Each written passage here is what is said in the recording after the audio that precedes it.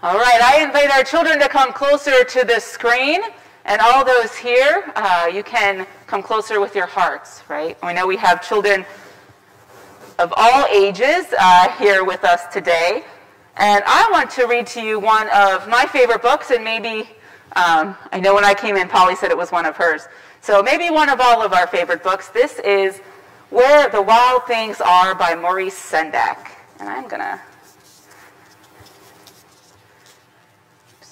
it's hard to read with a cover on it. Yep. Okay, all right, Where the Wild Things Are.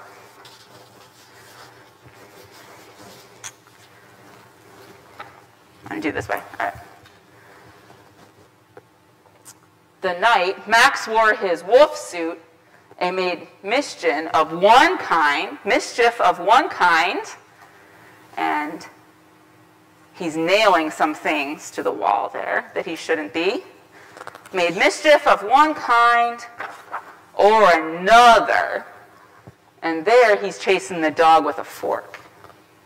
Now we know we should never do those things, right? But sometimes, especially when we dress up as something else, we make some bad decisions. And so did Max. His mother called him Wild Thing. And Max said, "I'll eat you up." So he was sent to bed without eating anything. That very night, in Max's room, a forest grew. And grew,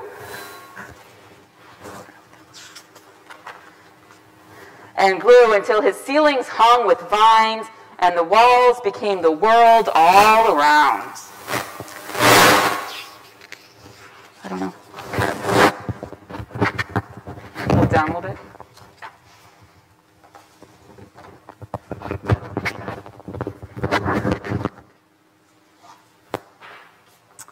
And an ocean tumbled with a private boat for Max, and he sailed off through the night and the day. And in and out of weeks and almost a year to where the wild things are. And when he came to the place where the wild things are, they roared their terrible roars and gnashed their terrible teeth, and rolled their terrible eyes and showed their terrible claws. I have an actual claw here, so yeah. All right. Till Max said, "Be still." I'll just turn it off, I guess. Okay. Be loud. This should pick me up here. Till Max said, "Be still," and tamed them with the magic trick of staring into their yellow eyes without blinking. They were frightened, and they called him the most wild thing of all, and made him king of all the wild things. And now, cried Max, let the wild rumpus start. So they danced, and they held the moon.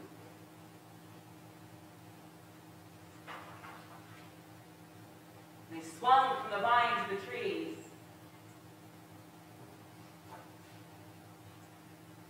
They paraded around.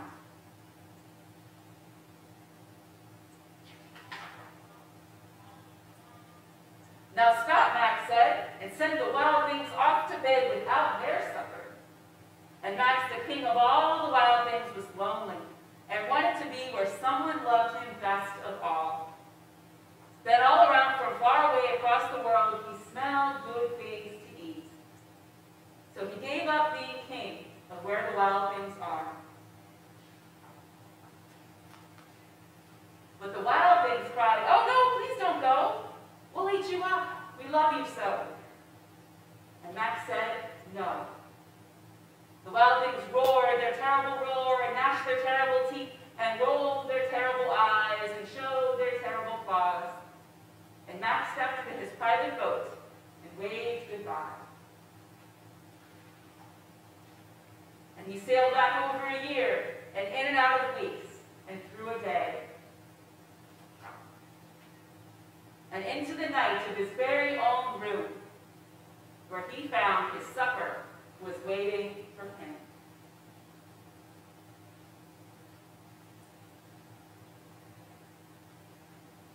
I love this story, and I think sometimes we can act a little bit like Max. Maybe we don't make the right decisions, do something we shouldn't. We want to run away. But like Max, we remember the people who love us. And we come back. And I love that at the end of the story, that his mother has already placed his supper there in his room, waiting for him. Because she knew he'd be back, and she was always there, ready to care for him. And God is like that too. Even when we make bad choices or do things we shouldn't, parents and our God are always there waiting for us, bringing us good things to eat on the other side. Will you pray with me?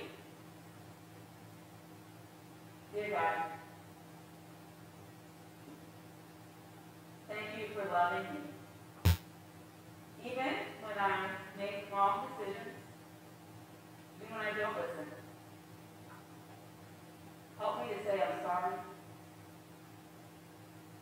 And remind me that you are always there for me. We pray in Jesus'